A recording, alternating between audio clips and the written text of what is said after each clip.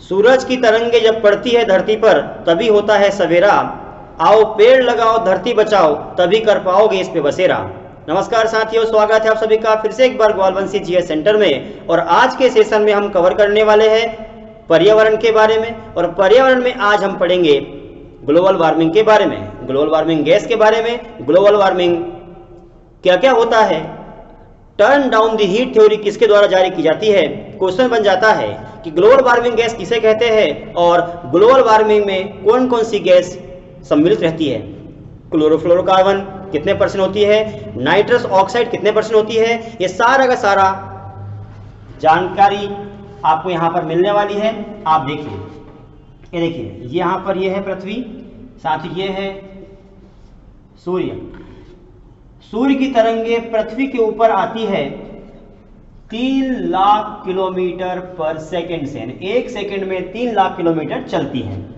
और ये पृथ्वी है, पृथ्वी के ऊपर यहाँ पर आपका लगा है उद्योग, यहाँ पर आपका घर बना हुआ है चमचमाता हुआ, यहाँ पर आपका घर दूसरा वाला, यहाँ खड़ी है गाड़ी, और यहाँ पर है एसी, घर में रखी है फ्रिज।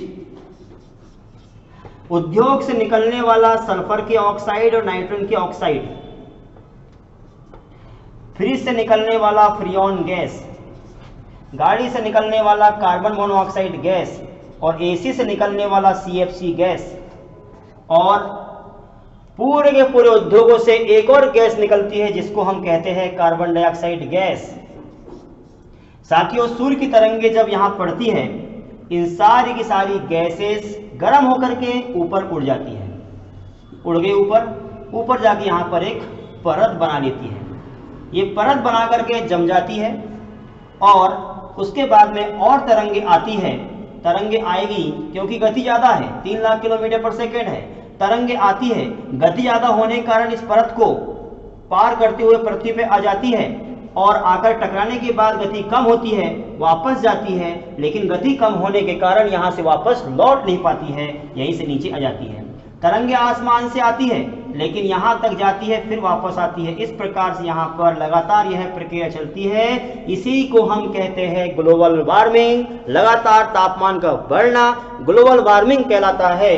और अंतरराष्ट्रीय स्तर की यदि बात करेंगे साथियों, देखना इस प्रकार से भारत देश का यहाँ मानचित्र है, ये ग्लोब है, और यहाँ पर एक अमेरिका देश है। अमेरिका देश में वाशिंगटन डीसी शहर है, और वाशिंगटन डीसी शहर में 1945 में वर्ल्ड बैंक की स्थापना की गई थी। विश्व का सबसे बड़ा बैंक वर्ल्ड बैंक है। इस बैंक ने एक रिपोर्ट दिया हुआ था, इसका नाम था turn down the heat theory.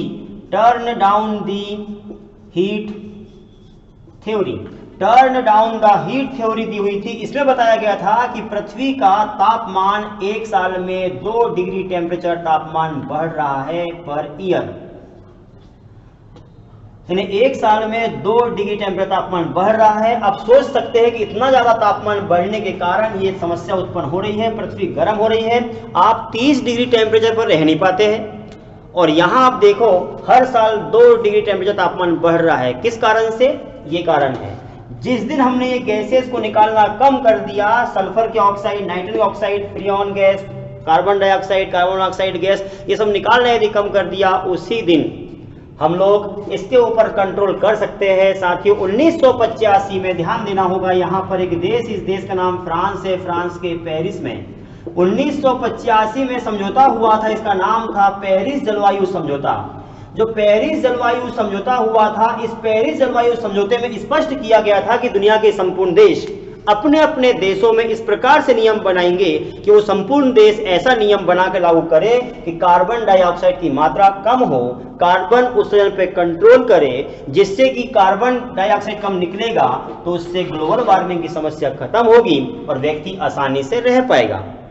इसके लिए 1985 में हमने समझौता किया, जिससे भैया अमेरिका देश का डोनाल्ड ट्रंप ने कह दिया कि हम पेरिस जलवायु समझौते से अलग हो रहे हैं। पगला कहीं का, पढ़े लिखे लोग भी जरूरी है। पेरिस जलवायु समझौते से अमेरिका देश अलग हो चुका है। और अब विश्व के 3 ऐसे देश जो सबसे ज्यादा मतलब 50% कार्बन डाइऑक्साइड गैस उत्सर्जन करते हैं, कार्बन के ऑक्साइड उत्सर्जन करते हैं, निकालते हैं, वो 3 देश कौन से हैं? बड़े देश साथियों। पहला देश है चाइना, कोरोना का पितामह कहीं का, हरमखोर। दूसरा देश है अमेरिका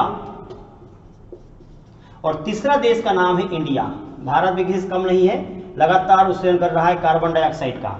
बड़े बड़े उद्योगपति उद्योग लगा रहे हैं और ये इतनी सारी गैसेस निकाल रहे हैं, ध्यान देंगे हमें। तो इस प्रकार से आपको ये समझ में आ गया, ये है ग्लोबल वार्मिंग। अब इसमें कौन सी गैसेस है, ये बहुत महत्वपूर्ण क्वेश्चन है कि ग्लोबल वार्मिंग में कौन सी गैसेस संगठन के रूप में काम करती है। तो ग्लोबल वार्मिंग जो है ग्रीन हाउस गैस बोलते हैं। तो ग्रीन हाउस गैस के संगठन में कौन से तत्व रहते हैं? तो याद रखना होगा साथियों, सबसे पहला होता है जलवाष्प। अब बोलेंगे साथियों जलवाष्प क्यों? तो साथियों आसमान से आने वाली तरंगे यहाँ पड़ करके समुद्र में पड़ी होगी ना, तो समुद्र में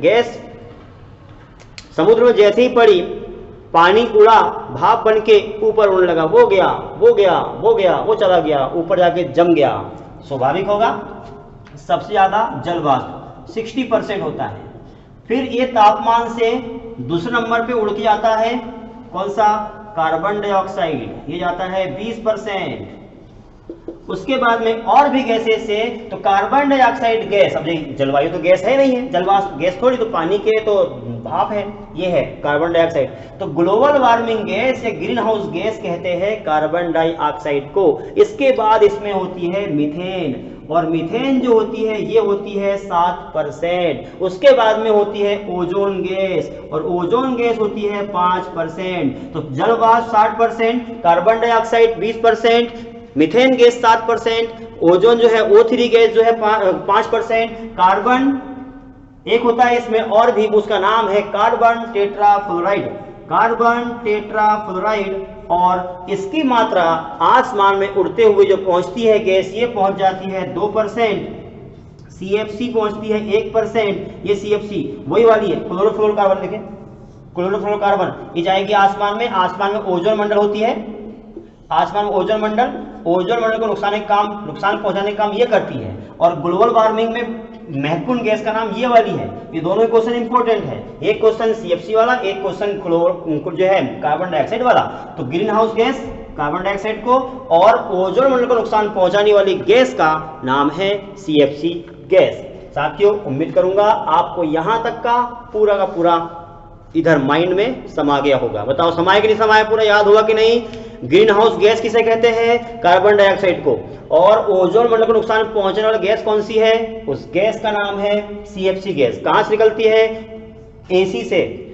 और पेरिस जलवायु समझौता क्यों हुआ था? तो जलवायु परिवर्तन के लिए हुआ था। विश्व के 3 देश कौन से हैं जो 50% कार्बन का रिसेस करते हैं? वो 3 देश के नाम है चाइना, अमेरिका और इंडिया।